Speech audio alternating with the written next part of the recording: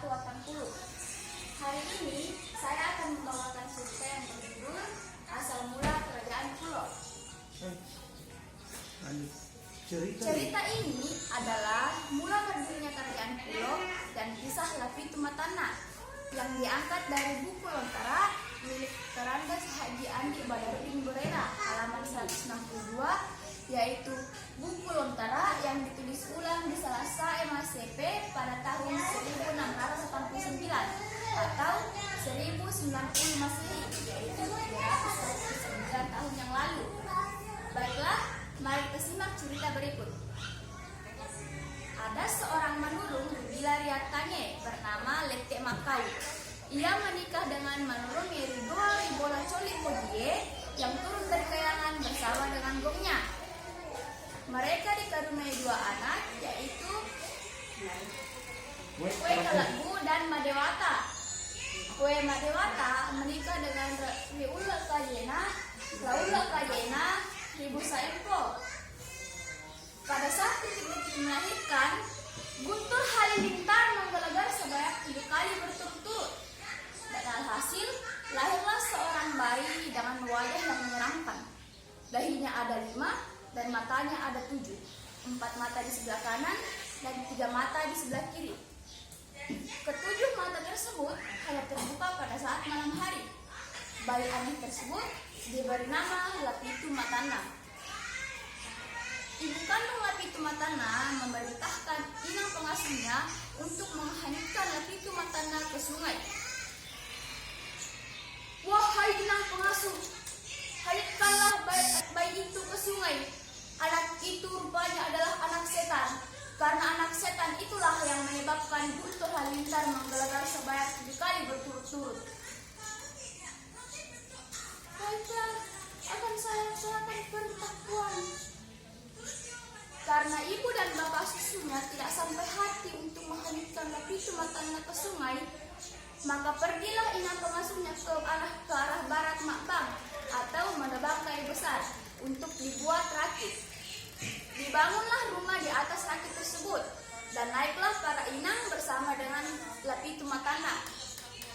Tiba-tiba terjadi banjir besar dan rakit pun hanyut menelusuri sungai. Dan tiba-tiba rakit tersebut tersangkut di Tokdang Bulu Cendrana. Bapak susu Lapitu Matana naik ke daratan Bulu Cendrana dan membuat balai-balai untuk tempat bermukim. Semak-semak yang berupa arasu dan gulma lainnya dibakar sehingga terbuka hamparan perkebunan. Mereka menanam oti atau pisang. Selanjutnya mereka menanam padi. Usaha penanaman padi semakin berhasil. Semakin banyak masyarakat yang menduduki wilayah tersebut. Setelah 40 tahun dihuni, daerah ini diberi nama Oting. Dan hasil oti yang melimpah itu, Bapak susu Lapitu Matana kembali ke Batu, membawakan Puana atau orang tua kandung Lapitu Matana oti atau pisang yang sangat banyak. Heranlah seisi seraya sang raja berkata, "Rupanya anak setan itu masih hidup. Saya kira sudah sampai ke laut. Mohon ampun di bawah kulit Tuan. Kami tidak bisa sampai ke laut karena rakit kami tersangkut di Tokdang Bulu Cendrana. Dan sampai sekarang sudah ada 40 kepala keluarga yang bermukim dan menanam pisang di sana." Puana Lapitu Matana di Batu menyuruh bapak susunya untuk mempertemukannya dengan Lapitu Matana. "Baiklah, besok bawalah Lapitu Matana menemuiku. Ingat, datanglah pada pagi hari dan jangan sampai terlambat." Keesokan paginya, dibawalah Lapitu Matana menemui orang tua kandungnya. Namun sayang, mereka datang terlambat dan membuat sang raja murka. Ia memukuli ibu susu Lapitu Matana sehingga punggung dan seluruh badannya memar dan bengkak-bengkak. Sementara inangnya dirawat, naiklah Lapitu Matana ke rumah Puana, yaitu Soraya yang ada di Batu, dan bertanya, "Kenapa punggungmu membengkak?" Jawab inangnya,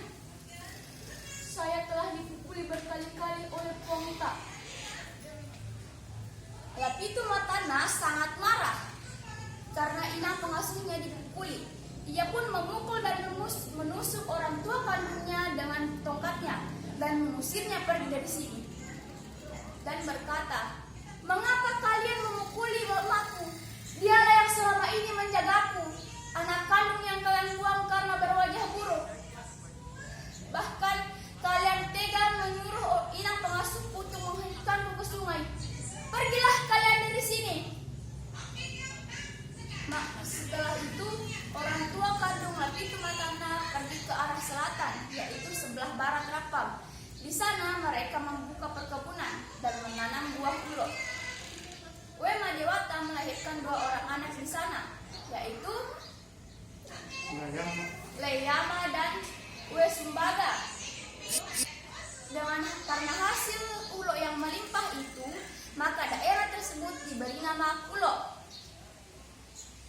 Orang tua Lapithumatana mengirimkan buah ulo dan bete atau goreng padi muda kepada Lapithumatana. Namun, semua kiriman itu dibuang dan berkata, "Aku tidak sudi menerima semua kiriman itu. Aku tidak bisa melupakan saat mereka memukuli inangku sampai berlumuran darah. Suruh mereka pergi dari situ. Kalau tidak, aku akan datang dan memukuli mereka dengan tongkatku." Pergilah orang tua kandung Lapithumatana ke Tanjung. Sesampainya di Tanjung, air danau Tempe pun surut, sehingga banyak ikan yang tertangkap, dan dikumpulkanlah ikan tersebut lalu dikirimkan kepada Lapithumatana. Namun ikan tersebut dibuang semuanya oleh Lapithumatana dan berkata, "Aku tidak bisa melupakan kebencian mereka terhadap inangku. Suruh mereka pergi dari sana." Orang tua kandung Lapithumatana pun pergi ke arah yang itu pas yang ketiga pergi meninggalkan Tanjung menuju Patila. Pergi meninggalkan Tanjung menuju Patila. Di sana anak perempuan Madewata menikah dengan Arung Pising.